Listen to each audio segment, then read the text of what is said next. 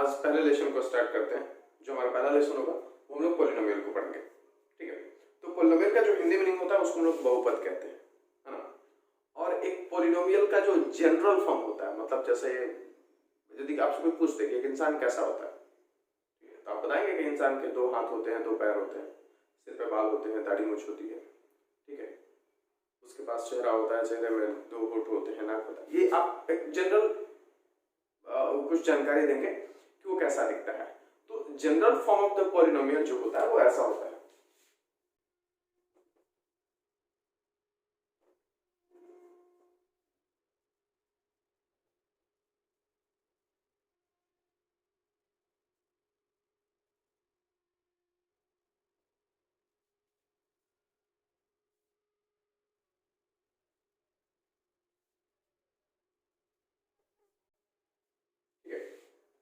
आपकी जो पॉलिनोमियल होती है वो जनरली कुछ इस तरीके से दिखती है। उसमें बहुत सारे टर्म होते हैं, ठीक है, इसलिए इसका नाम है पॉलिनोमियल्स, ठीक है। इसमें बहुत सारे टर्म होते हैं जो कि प्लस और माइनस के साइन के साथ ऐड किए हुए होते हैं, ठीक है। इस तरीके से मान के चलिए कि इसमें n टर्म्स हैं, ठीक है, 5 या 10 या फिर जो भी n की वैल्यू है, अगर n टर्म्स हैं तो ये इस तरीके की पॉलिनोमियल आपकी दिखेगी। यहाँ पर आप समझिए इस चीज को, a1x का पावर n, इन सब चीजों को समझिए। देखिए ये आपका वेरिएबल है, ठीक है, ये वेरिएबल का पावर है, और जो सामने होता है इसको हम लोग कहते हैं कोफिशिएंट। इसको क्या कहते हैं? कोफिशिएंट कहते हैं। तो ये सारी बहुत बेसिक चीजें होती हैं। आप ये जब 7th और 6th में होते हैं तभी आपको टीचर बता देता है।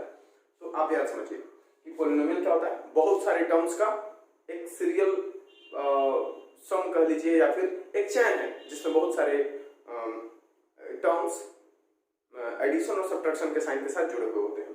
लेकिन क्लास 10th में हम लोग को जो पॉलिनोमियल पढ़ना है उसमें ध्यान रखना है, हमको पॉलिनोमियल पढ़ना है पॉलिनोमियल इन वन वेरिएबल, ठीक है।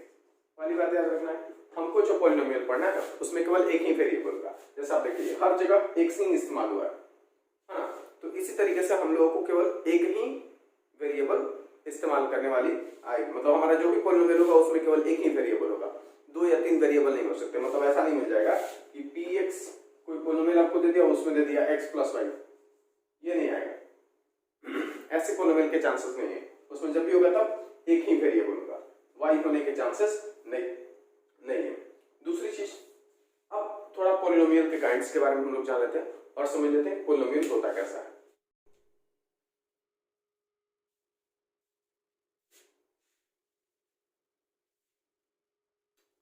हेलो एवरीवन, तो चलिए हम लोग अपने क्रैश कोर्स में आज पहले लेसन को स्टार्ट करते हैं। जो हमारा पहला लेसन होगा वो हम लोग पॉलिनोमियल को पढ़ेंगे, ठीक है। तो पॉलिनोमियल का जो हिंदी मीनिंग होता है उसको हम लोग बहुपद कहते हैं, है ना। और एक पॉलिनोमियल का जो जनरल फॉर्म होता है, मतलब जैसे यदि आपसे कोई पूछते कि एक इंसान कैसा होता है, ठीक है, तो आप बताएंगे कि इंसान के 2 हाथ होते हैं, 2 पैर होते हैं, सिर पे बाल होते हैं, दाढ़ी मूंछ होती है, ठीक है, उसके पास चेहरा होता है, चेहरे में 2 होंठ होते हैं, नाक होता है। ये आप एक जनरल कुछ जानकारी देंगे कि वो कैसा दिखता है। तो general form of the polynomial जो होता है वो ऐसा होता है।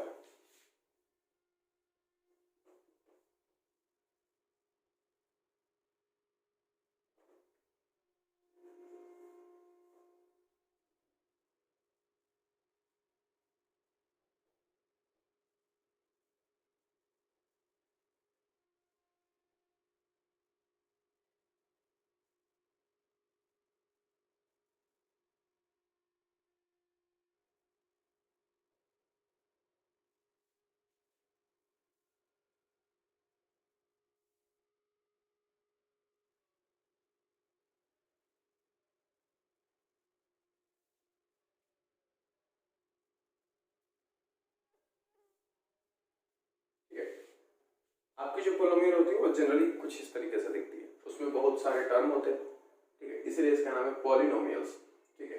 इसमें बहुत सारे टर्म होते हैं जो कि प्लस और माइनस के साइन के साथ ऐड किए हुए होते हैं, ठीक है। इस तरीके से मान के चलिए कि इसमें n टर्म्स हैं, ठीक है, 5 या 10 या फिर जो भी n की वैल्यू है, अगर n टर्म्स हैं तो ये इस तरीके की पॉलिनोमियल आपकी दिखेगी।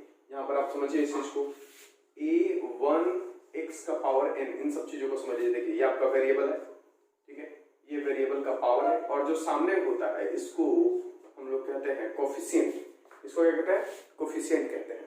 तो ये सारी बहुत बेसिक चीजें होती हैं। आप ये जब 7th और 6th में होते हैं तभी आपको टीचर बता देता है। तो आप याद समझिए कि पॉलिनोमियल क्या होता है? बहुत सारे टर्म्स का एक सीरियल सम कह लीजिए, या फिर एक चैन है जिसमें बहुत सारे टर्म्स एडिशन और सब्ट्रैक्शन के साइन के साथ जुड़े हुए होते हैं। लेकिन क्लास 10th में हम लोग को जो पॉलिनोमियल पढ़ना है उसमें ध्यान रखना है, हमको पॉलिनोमियल पढ़ना है पॉलिनोमियल इन वन वेरिएबल। ठीक है, पहली बात याद रखना है, हमको जो पॉलिनोमियल पढ़ना है उसमें केवल एक ही वेरिएबल का, जैसा आप देखिए हर जगह एक सिंग इस्तेमाल हुआ है ना। तो इसी तरीके से हम लोगों को केवल एक ही वेरिएबल इस्तेमाल करने वाली आएगी। मतलब हमारा जो भी पॉलिनोमियल होगा उसमें केवल एक ही वेरिएबल होगा, 2 या 3 वेरिएबल नहीं हो सकते। मतलब ऐसा नहीं मिल जाएगा कि px कोई पॉलिनोमियल आपको दे दिया उसमें दे दिया x + y, ये नहीं आएगा। ऐसे पॉलिनोमियल के चांसेस नहीं है। उसमें जब भी होगा तब एक ही वेरिएबल होगा, y होने के चांसेस नहीं है। दूसरी चीज, अब थोड़ा पॉलिनोमियल के काइंड्स के बारे में हम लोग जान लेते हैं और समझ लेते हैं पॉलिनोमियल होता कैसा है।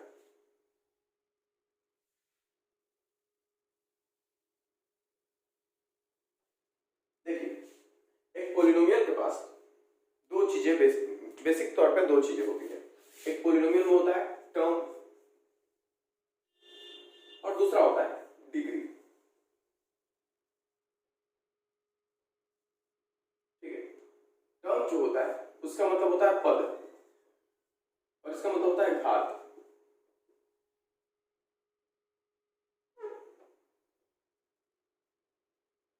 ठीक है, पावर को हम लोग डिग्री कहते हैं, घात कहते हैं। तो पद का मतलब क्या होता है? तो on the basis of term जो पॉलिनोमियल है उसका क्लासिफिकेशन ऐसा है कुछ, मोनोमियल, दूसरा बायनोमियल, फिर ट्राइनोमियल और क्वाड्रिनोमियल।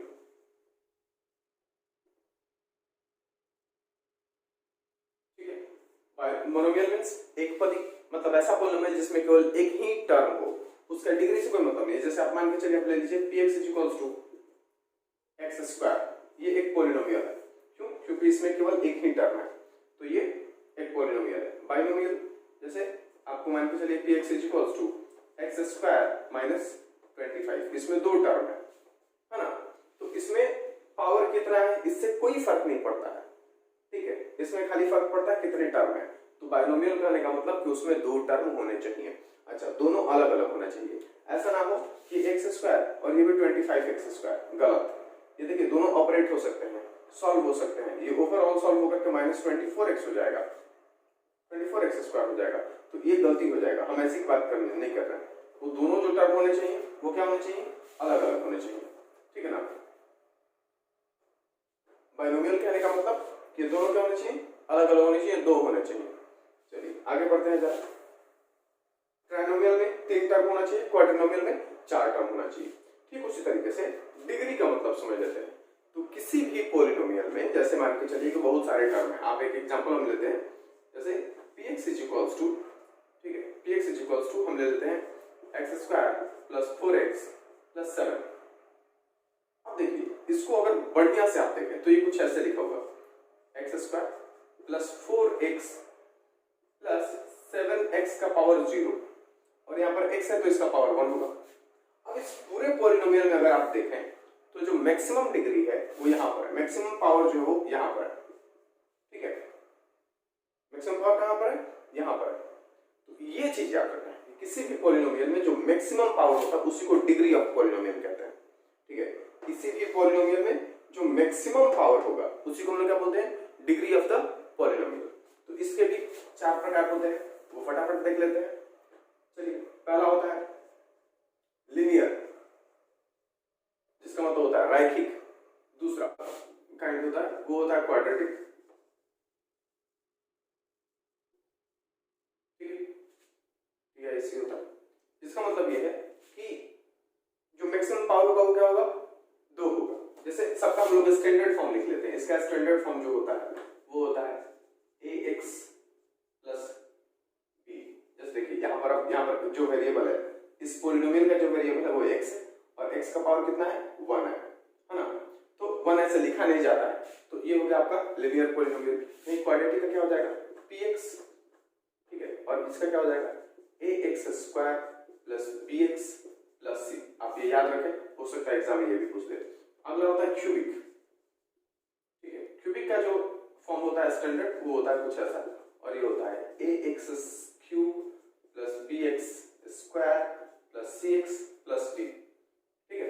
अब देखिए बढ़ते जा रहा है 1 2 3 और मतलब पहले 3 है, फिर 2 है, फिर x का पावर 1 है, और किसी भी नंबर का अगर पावर 0 कर दे तो मान के चलिए x का पावर 0 कर दे तो 1 हो जाएगा।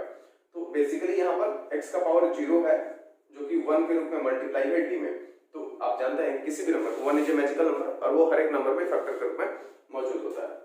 आगे है जो वो होता है बाई क्वाड्रेटिक।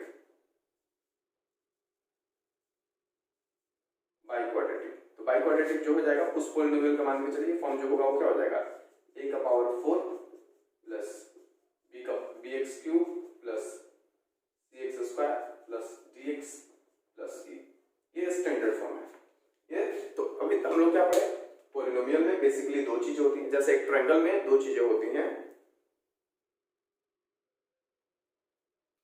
बेसिकली जैसे एक ट्रायंगल में दो चीजें होती हैं, एक एंगल होता है और दूसरा साइड होता है। तो साइड के बेसिस पर भी काइंड होता है और एंगल के बेसिस पर भी क्लासिफिकेशन होता है। तो उसी तरीके से पॉलिनोमियल में दो चीजें होती हैं, टर्म और डिग्री, ठीक है। टर्म के बेसिस पर 4 प्रकार होता है, मोनोमियल, बाइनोमियल, ट्राइनोमियल, क्वाड्रिनोमियल, और डिग्री के बेसिस पे लिनियर, क्वाड्रेटिक, क्यूबिक, बाइक्वाड्रेटिक। ये ऑब्जेक्टिव में आ सकता है कि उसका पूछ सकता है कि स्टैंडर्ड फॉर्म क्या होता है, ठीक है। ये सब क्या है, ये स्टैंडर्ड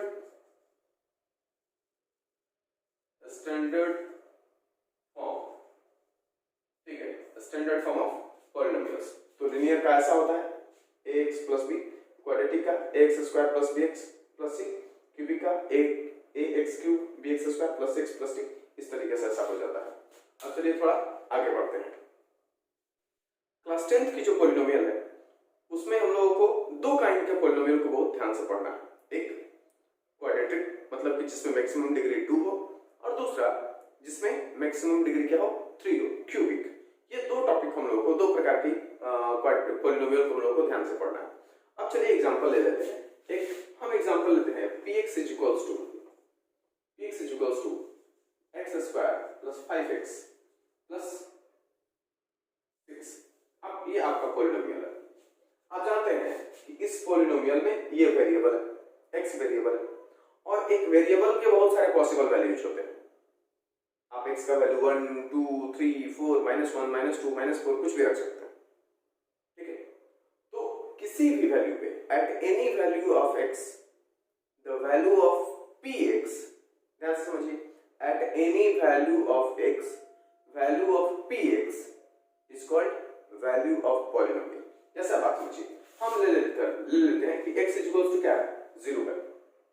तो पॉलिनोमियल की वैल्यू क्या हो जाएगी, तो जहां जहां 0 है x है वहां पर 0 हो जाएगा, और इसके मुताबिक 0 का स्क्वायर प्लस 5 इंटू 0 प्लस 6। तो ये overall p0 is equals to कितना मिलेगा हमको, ये भी 0 प्लस 6, मतलब कि p0 का वैल्यू कितना मिला हमको 6 मिला।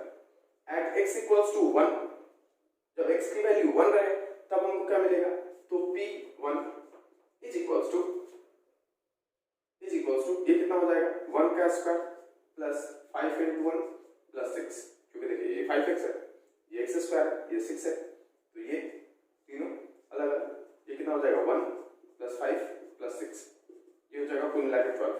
देखिए दरअसल ये सारी जो चीजें ना, मतलब कि x का वैल्यू जब 0 था तो px का वैल्यू कितना था 6 था, x का वैल्यू जब 1 है तो px का वैल्यू कितना है 12 है।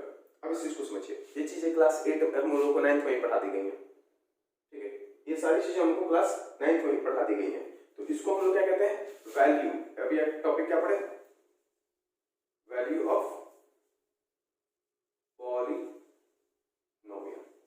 अगला जो टॉपिक है वो है हमारा जीरो।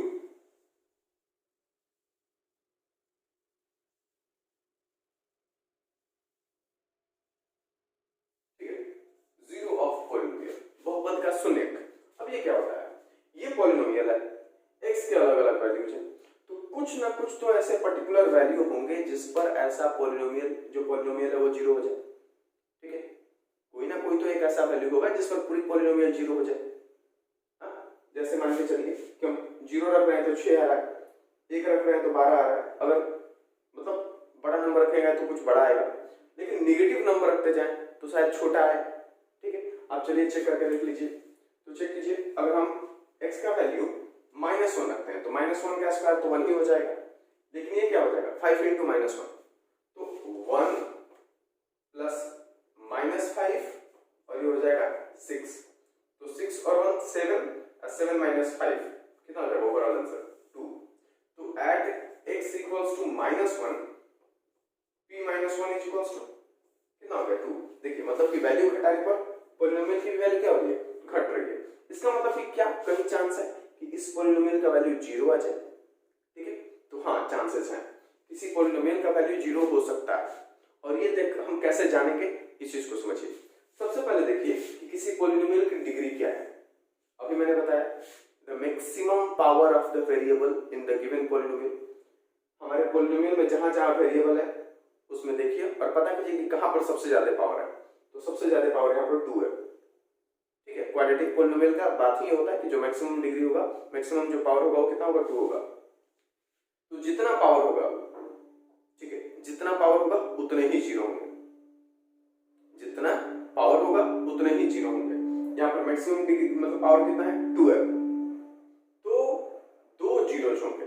अब इसी बात से याद रख लेना है कि हम लोगों को याद रखना है, एक पॉइंट है यहाँ पर कि क्वाड्रेटिक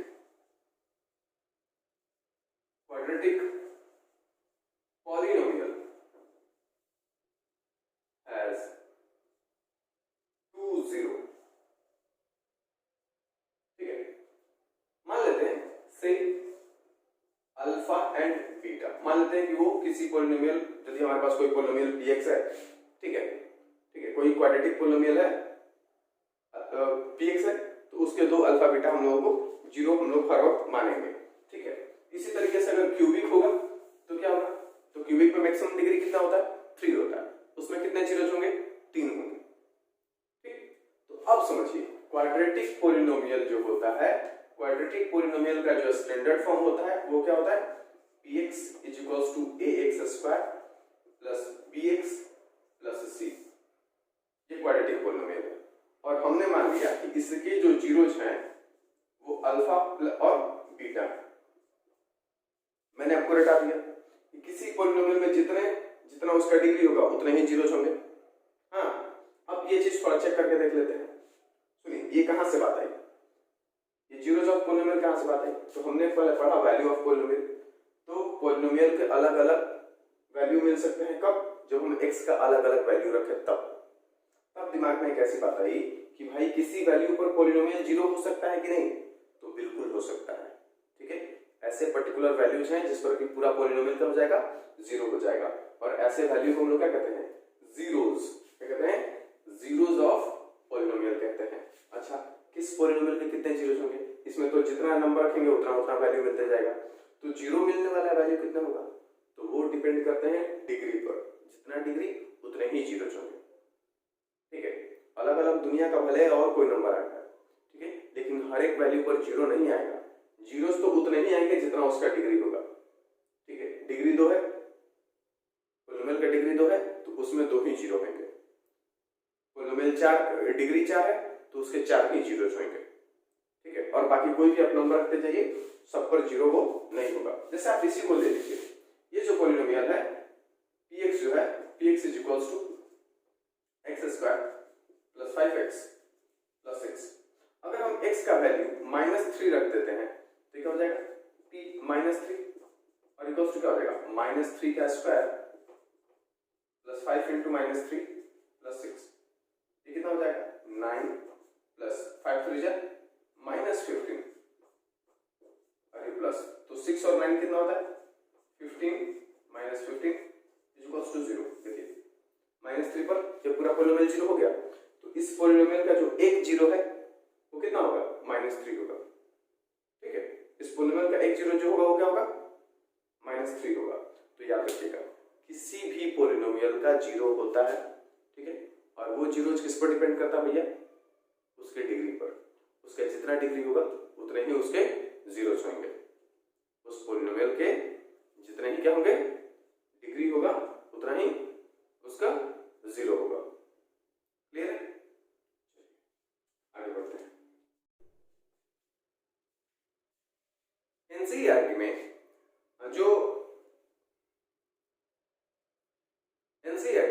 जो हमारा पहला एक्सरसाइज है उसमें कहता है कि ग्राफ को देखिए और ग्राफ को देख करके आप बताइए कि कितने 0 होंगे।